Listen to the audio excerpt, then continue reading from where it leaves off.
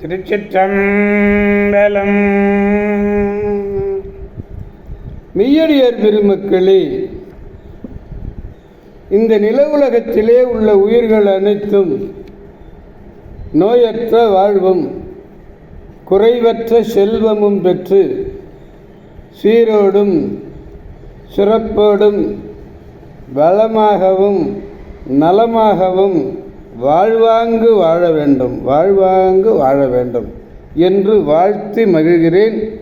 அடியேன் திருமந்திர சுடர் நன்னிலம் ராமசாமி. அடியார் பெருமக்களே, நீங்கள் நாள்தோறும் துயில் உணருங்கள். நற்சிந்தனை, அதாவது நமச்சிவாய 5 எழுத்து மந்திரம், இதை சொல்லிக்கொண்டே எழுங்கள். நல்லவற்றையே பேசுங்கள். நல்ல அறிவார்ந்த அருளாளர்கள் கூறுகின்ற அறிவுரைகளை கேட்டு அகமகிழுங்கள். நல்லதையே பேசுங்கள், நல்லதையே செய்யுங்கள். அப்படி செய்வீர்களேயானால் உங்கள் வாழ்நாள் முழுவதும் நல்லதே நடக்கும், நல்லதே நடக்கும், நல்லதே நடக்கும். கவலையே வேண்டாம். அன்னம்பாலிக்கும் தில்லைச்சிற்றம்பலத்திலே அருள் நடனம் ஆடிக்கொண்டிருக்கிற நம்பெருமேன் சிவபெருமேன் குத்தப்பெருமேன் அருள்மிகு சிவகாம சுந்தரி உடனமர் நடராஜ பெருமானுடைய பேரருளையும்,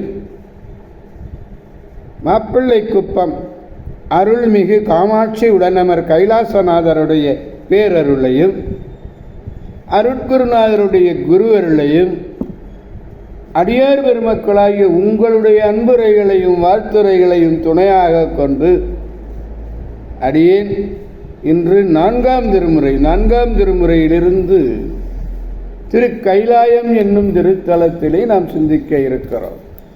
நேற்றும் திருக்கைலாயத்தை நாம் பார்த்தோம். அந்த கைலையிலே வீற்றிருந்த பெருங்கோயிலை காதலித்த கலைவாய்மை காவலனர் இதனை அருளியே காலம் புராணத்திலே குறிப்பிட்டுள்ளது. இந்த பதிகத்தினுடைய பாடல்கள் 10லும் ராவணனுடைய குறிப்பு பெற்றமை காண்க. 10 பாடல்லையும் ராவணனை பற்றி சொல்றார். அதுதாங்க ரொம்ப முக்கியம். அந்த பாடல் பதிகத்தில் எல்லா பதிகத்திலையும் சொல்றார் ராவணனை பற்றி. 4ஆவது திருமுறை 47வது பதிகம். பாடலை நாம் முதலில் காண்போம். கருத்தவன் கண் சிவந்து கைலை நன்மலை கையா, கருத்தவன் கண் சிவந்து கைலை நன்மலை கையா, மறுத்தலும் மங்கை அஞ்ச வானவர் இறைவனுக்கு நெறித்து ஒரு விரலால் ஊன்ற நெடுவரை போல விழுந்தான், நெடுவரை போல விழுந்தான் மறித்திரை ஊன்றிடானே, மறித்து நோக்கு இல்லை அன்றே.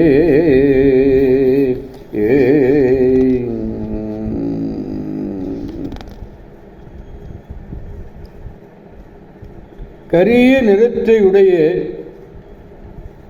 ராவணன் வெகுண்டு கைலையாகிய பெரிய மலையை கையாலே புரட்ட முயன்றார்.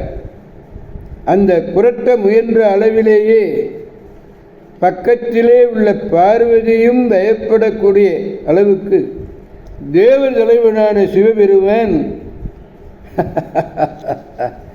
சிரித்து ஒரு விரலை மெதுவாக ஊன்றினார். கால் விரலை, ஒரே ஒரு விரலை மெதுவாக தான் அப்படி ஊன்றினார். அவளை ஊன்றினதும் அவனை நெருக்க அவன் என்னாச்சு, அந்த பெரிய மலையே கீழே விழுந்தா எப்படி இருக்கும், அதை போலே அவன் விழுந்தான். அவன் யாரு? ராவணன் விழுந்தான். மீண்டும் என்ன பண்ணார்? அந்த பெருவிரலை, அந்த விரலை பெருமான் ஊன்று இருந்ததால ராவணன் மீண்டும் கண்விழிக்கும் வாய்ப்பு ஏற்பட்டிருக்காது. அப்படியே தொடர்ந்து ஊன்றி இருந்ததுனால ராவணன் மீண்டும் கண்விழிக்கும் வாய்ப்பே ஏற்பட்டிருக்காது. அதனால தான் சாமகானம் பாடி அவன் உயிர் பெற்றான். அப்படிப்பட்ட ராவணனுடைய செய்தியை அனைத்து பாடல்களிலும் சொல்லுகிறார், மிக அற்புதமாக சொல்லுகிறார். திருச்சிற்றம்பலம்.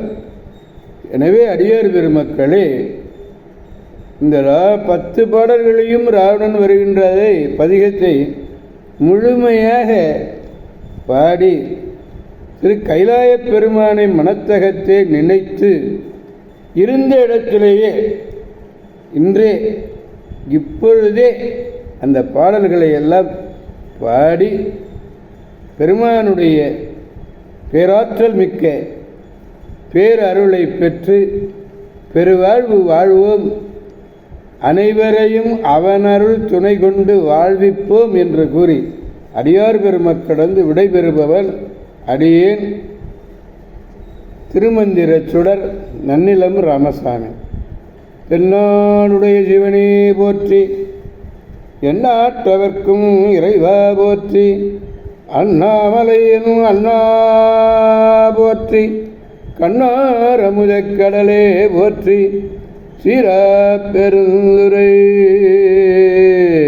தேவன் அடி போற்றி, ஆராத இன்பம் அருளும் மலை போற்றி, பராய்த்துறை மேவிய பராய்த்துறை மேவிய பரணே போற்றி, சிராப்பள்ளி மேவிய சிவனே போற்றி, ஆரூர் அமர்ந்தரசே போற்றி, சீரர் திருவையரா போற்றி, காவாய் கனகத்திரளே போற்றி, கைலை மலையானே போற்றி போற்றி. திருச்சிற்றம்பலம். மீண்டும் நாளை சந்திப்போம். அடியார் பெரும்